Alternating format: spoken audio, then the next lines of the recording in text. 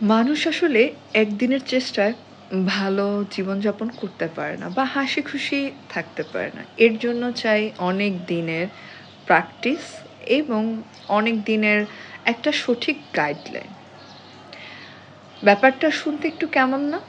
হ্যাঁ, মন ভালো আপনি সাডেনলি কোনো কিছুতেই হয়তো সাময়িকের জন্য ভালো করতে পারবেন, কিন্তু আপনি মন খুলে যে সুন্দরভাবে বেঁচে থাকা, সেটা সাডেনলি সম্ভব না। এজন্য আপনাকে প্রথমত নিজেকে প্রস্তুত করতে হবে।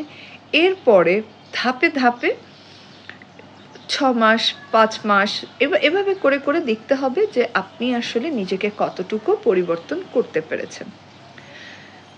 পৃথিবীতে সবকিছুই সবাই পাবে না এবং পৃথিবীতে সবকিছু সবার দ্বারা সম্ভব হবে না। এই একটি জিনিস যদি প্রথমত আপনি মেনে নিতে পারেন, তাহলে আপনার মন থেকে অনেক ধরনের দুঃখ, কষ্ট, অনেক ধরনের না পাওয়া অন্তত কিছুটা হলেও কমে যাবে। প্রথমত হচ্ছে নিজেকে সময় দিন। নিজের ভালো মন্দ, নিজের ভালো লাগা, খারাপ লাগা, নিজেকে নিজের মাফ করে দেওয়া, এটা একটা অন্যতম বড় প্র্যাকটিস। এটা দরকার। দ্বিতীয়ত হচ্ছে কৃতজ্ঞতা শেখা। যা আছে আমাদের কাছে, যতটুকুন জিনিস আছে সেটার ভিতরে সন্তুষ্ট থাকাও নিজেকে ভালো রাখার একটা অন্যতম উপায়।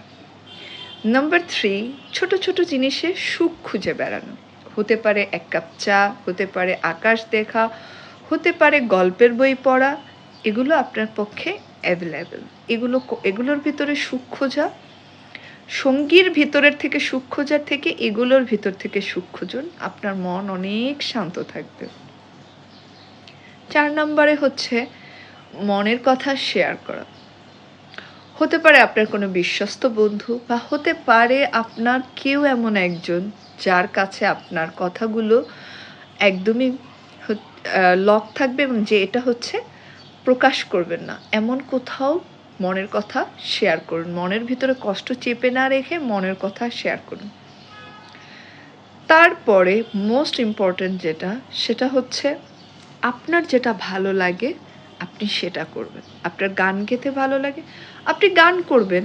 আপনার নাচতে ভালো লাগলে আপনি নাচবেন। প্রতিদিন অন্তত 10 থেকে 20 মিনিটস আপনার নিজের জন্য রাখুন। এটা আপনার সময়, একান্তই আপনার সময়। এখানে অন্য কারোর জন্য না। হ্যাঁ, আপনার মেকআপ করতে ভালো লাগে, আপনি করুন।